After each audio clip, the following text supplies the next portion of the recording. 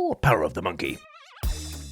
Alright there, you little demons. Jules here for WhatCulture.com, back again with another episode of the awesomely named and awfully hosted Choose Your Own Adventure, the weekly medieval themed format where I, the Crown Jules of WhatCulture.com, take a list chosen by you, yes, you who's recording this at 7:17 in the morning today, because I have builders coming over and they're going to make way too much noise and I do not want them to hear my silliness. I will get embarrassed. I've not even had time to have my breakfast this morning, meaning that the content is all I'm eating so far today.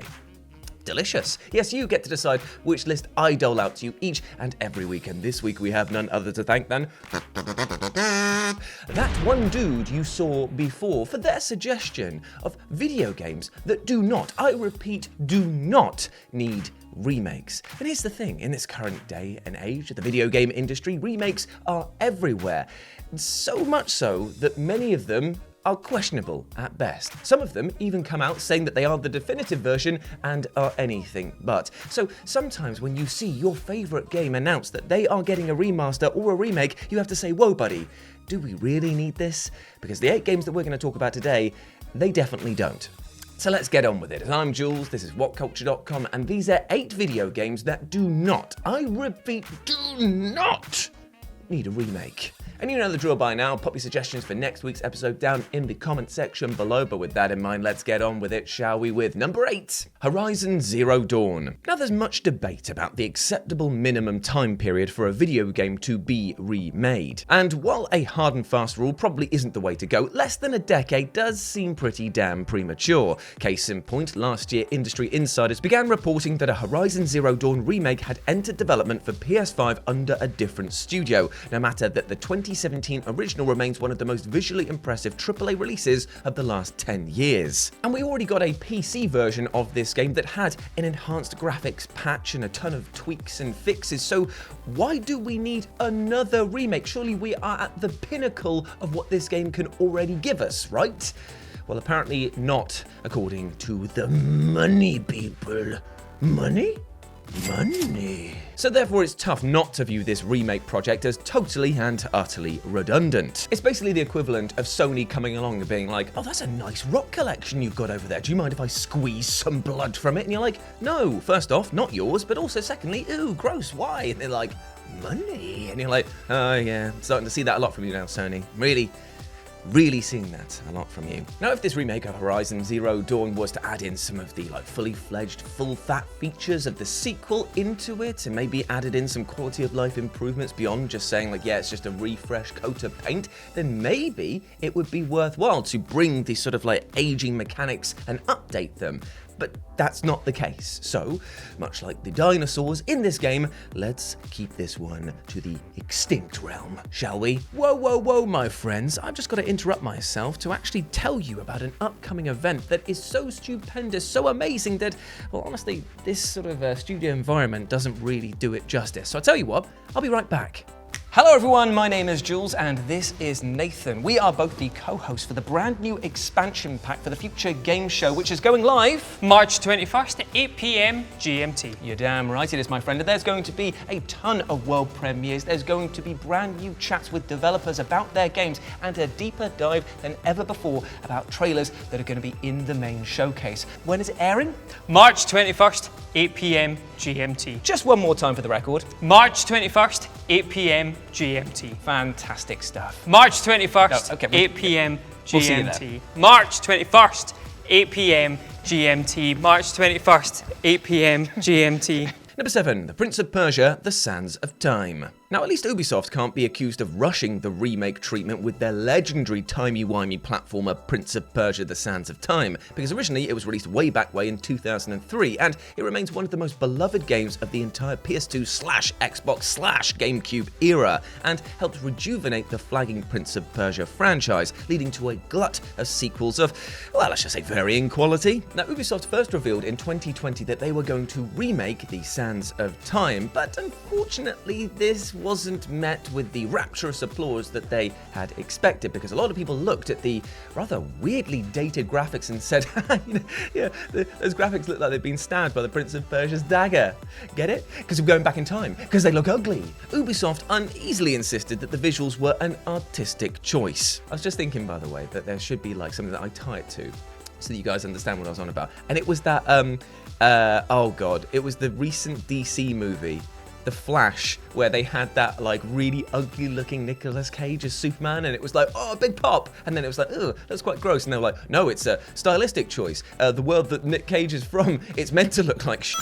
It's like, no one would ever want that. No one would ever want that. Oh, which part of the multiverse are you from, Nick Cage, DC, Superman? You're like, oh, I'm from the part. Like, oh. Doesn't exist. Okay, cool, doesn't exist. Yet before long, the remake was indefinitely delayed, with development reportedly shifting over from Indian studio Ubisoft Mumbai to Ubisoft Montreal. By 2023, the publisher had rebooted the project entirely, and so it surely won't release until 2025 at the absolute earliest. And given that remaking one of the all-time greats is going through such a chaotic and tumultuous time, maybe suggests that remaking it at all wasn't a great idea. In fact, I'm pretty sure that Ubisoft wished that it had the timey-wimey powers to go all the way back and say, look, just leave it. Just leave it. Let people play the original and appreciate it for what it is, not what it's going to be. And the other Ubisoft is like, whoa, where did you just come from? He's like, don't worry about it. And they're like, is this going to cause like a time paradox thing where I'm meeting myself and you're stopping there? It's like, I technically shouldn't exist if this succeeds, by the way. So it means it doesn't, so you're still going to go ahead with it. I tuned out a little bit there, sorry about that. I'm still going to go ahead and make this. Yeah, I thought you would. Number 6, Need for Speed Most Wanted. Most Wanted? More like nobody wants this. It's too early, Si, it's too early. Jules, wake up, it's time to make the content. The Need for Speed franchise is clearly struggling to remain relevant in the present gaming sphere, so why not go back to the remake well? And that's precisely what's happening according to Simone Bailey, a voice actress who worked on 2005's hugely successful cops and robbers romp Need for Speed Most Wanted. Now, Bailey claims that a Most Wanted remake is being released this very year, and while there's clear logic in EA remaking one of the series' most acclaimed and best-selling games when the current titles aren't performing so hot, it's ultimately a case of, close but no cigar. And this is the thing, it's not even the remake that us fans actually want. I mean, yeah, sure, Most Wanted, great game, good, whee, happy times. But at the same time, have you heard of my Lord and Saviour, Need for Speed Underground 1 and Need for Speed Underground 2? Oh, you have? Because you made them? Maybe you should remake them. That's what we want. I want to take my Mark IV Golf with 4 gears and turn it into the baddest boy on the block. I will be waking my neighbours up 5 a.m. in the morning, like I had to do in order to record this. In case you hadn't noticed, I'm a bit tired. I mean, after all, what's better than nitrous boosting your import car around town whilst listening to the hottest rap tracks of 2003? While there are certainly music licensing issues to consider with the Underground remakes, there simply isn't the passion or desire among the fan base for Most Wanted to make its return, and so it feels like a bit of a pointless endeavour. Focus your energy where we want you to, EA, and it's not over here, it is right here in the underground. Number 5, Silent Hill 2. Okay, so this is a bit of a controversial choice here because Silent Hill 2 is the GOAT when it comes to survival horror experiences. One of my favourite games, and say it with me, kids, of all time! I've got to not do it too loudly because my partner's still sleeping upstairs. Sorry, Carrie, sorry. But at the same time, I'm not sure that I want this version of Silent Hill 2 because, well, have you seen it? Yeah, the giddiness of it being announced was kind of mitigated by developmental duties being undertaken by the wildly hit-and-miss Bloober team, best known for Layers of Fear, Observer, Blair Witch, and The Medium. Now, ideally, the Silent Hill franchise would get remade with the love and care that Resident Evil has in recent years, yet the gameplay footage released to date feels like it's lacking the original's gloomy atmosphere, while also placing a concerning emphasis on clunky-looking combat. Now, while remaking Silent Hill 2 is not an inherently bad idea, putting all that pressure on Bloober team and weirdly going for the sequel before remastering and remaking the original sure is a choice, and I can't say that it's the right one. I mean, yeah, Resident Evil 2 did it, but you have to remember we already had the Resident Evil 1 remake on the GameCube all the way back in the day, so it kind of made sense. Here though, are we just doing this to cash in on the most famous and most successful one of the franchise? quite possibly. Bloober Team would have been smart to cut their teeth on the less ambitious first game before remaking one of the most beloved and complex survival horror games ever. And so in its current iteration, it's tough not to feel like this Silent Hill 2 remake really shouldn't be happening. Hey, look, I could be wrong. I could be proven wrong and it could 100% be an absolute banger, but you know what? I'm happy to take that risk, because if I'm right and the game is bad, then hooray, I was right, but I'll also feel sad. And if I'm wrong, who cares? I get a brilliant game. I win either way. You're welcome. Number 4, Uncharted: Drake's Fortune. Now, earlier this year, reports emerged that Sony is in the early stages of remaking the original Uncharted, which initially released for the PS3 all the way back in 2007. And while the first entry into the hit action franchise certainly feels mechanically dated today, it's still tough to feel much enthusiasm for a ground-up remake. And we already got a remaster of this in the Nathan Drake collection back in 2015, so the question remains, do we need a remake of something that's already been polished? I mean, yeah, the game is, like I said, mechanically a bit dated, but it plays well and I had a really fun time revisiting this. Do I want to do so again, going over the same story beats but with prettier graphics again? I can take it or leave it. I mean, sure, Naughty Dog could just enhance the original Uncharted into a meatier, more cinematic, less janky affair on par with the successors, but you know what would be better than that? A brand new Uncharted game. Because let's face it, while a remake will tickle the fancy of some, wouldn't it just be better to move the story forward? We left things with Uncharted 4 in such a wonderful way of like, is this Drake's final mission? Are we going to pass the torch? Is there any more adventures to have? So therefore, pushing the narrative forward and seeing where this could take us, well, I'd rather be there than back in 2015, beyond that, 2013, beyond that, 2007, that's what I meant to say.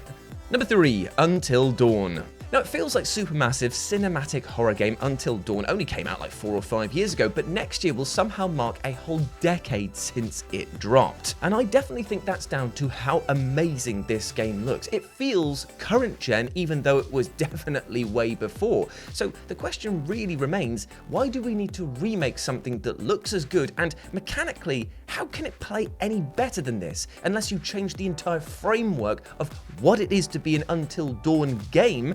Then you've already mastered it, right? It's just a choose-your-own-adventure with very, very pretty and gory results, so how are we actually pushing this conversation forward? And you just know that Sony will intend to charge a AAA price tag for the pleasure of an Unreal Engine 5 version of this game, which is coming to PS5 and PC later in 2024. And even though developer Ballistic Moon is also introducing a new camera system and additional locations for the remake, it's tough not to feel this time and effort would be better spent on Until Dawn 2. I guess if I'm removing the cynicism from my approach on this one here, at least if this is successful, then we could actually stand to get a sequel, so I don't want it, but if it's still the building blocks to get to somewhere I do want to go, fine, whatever. But maybe you should never be saying that about a remake. Fine, whatever. Number 2, Assassin's Creed 4 Black Flag. Now, Assassin's Creed 4 Black Flag is one entry into the franchise that even those who don't care for the genetic memory assassination nonsense will still enjoy, with its pirate theme and emphasis on naval combat helping it stand out amongst the series' more familiar installments. And last summer, Kotaku reported that a remake was in early stages of development under Skull and Bones developer Ubisoft Singapore. Now, while this immediately prompted people to joke that the remake of Black Flag would come out before Skull and Bones, thankfully, I guess, this game did actually limp out into existence very recently. But if you go back and play Black Flag right today, you'll realize that it is aged like a fine bottle of rum. It is a glorious experience. So why do I not want a remake? Well, I'll tell you, you silly sausage. Because while for an 11-year-old title, the gameplay and especially the graphics hold up terrifically, and if you're playing it on PC, there is some absolutely majestic 4K texture mods that you can add into it, it does unfortunately mean that the prospect of a remake is unnecessary. At absolutely most, this needs just like a quick and dirty remaster, spit shine for consoles, and if Ubisoft is going to remake any Assassin's Creed game from the ground up, it should probably be the considerably more ill-aged 2007 original. What I'm trying to say is that in its current state, Black Flag is fine. It's beyond fine. It's probably the perfect version of what it can be. So a remake can do nothing other than potentially drag it down. We do not need another GTA Definitive Edition with this type of game. Leave it be, let its bones rest, and let everyone else find that beautiful sunken treasure. And number 1, Resident Evil 5. And this one I know is going to potentially annoy Sai because she is a huge Resident Evil fan, but calm down. Just let me say my piece. I don't actually know if you're agreeing with me or not about Resident Evil 5. Not really. This is the problem with recording remotely. I've only got a lamp to look at, and as beautiful as this lamp is, it does nothing for what Sai truly is. So okay. Stay focused, Jules. Resident Evil 5 probably doesn't need a remake. Now, I am a huge fan of the current glut of remakes that we have been receiving from Capcom. I am very grateful. Resident Evil 4 Remake is up there as one of the all-time greats, and Resident Evil 2 Remake is, well, it is the GOAT, as you would say if you were a meme person. Resident Evil 3, I can take it or leave it, if I'm honest, but it's still, whatever. Resident Evil 5 possibly doesn't need a remake. Because let's face it, it's not a necessity. As amusing as the prospect of seeing Chris Redfield's infamous boulder punch in the RE engine in glorious 4K is, the fifth Resident Evil is one of the mainline series' most polarizing entries, due to both its greater emphasis on action at the expense of horror and the clunky AI companion in the form of Sheva or Chris, depending on who you're playing as. But perhaps the biggest hurdle for remaking Resident Evil 5 is the original game's highly controversial depiction of West Africa, which dabbled so aggressively in racist tropes that Capcom even came out and admitted that it made them exercise greater oversight on future games. So if you're going to remake this, you're going to need to change, well, quite a lot of stuff to modernize it without being offensive. And if we're being honest, that's probably something that we should just not touch whatsoever. Let the game be, and let it be what it is, a relic of a different time. But we could then take all of that energy, time, and resource and put it somewhere else, like, I don't know, giving us Resident Evil 0, maybe remastering or remaking Resident Evil 1 again, or maybe, just maybe, Code Veronica.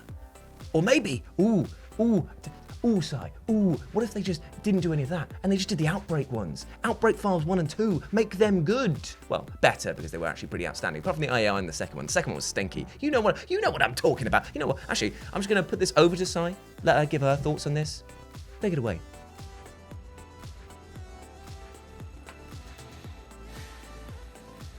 Thank you very much. You see, there are many other projects that Capcom could be putting these resources into, so Resident Evil 5,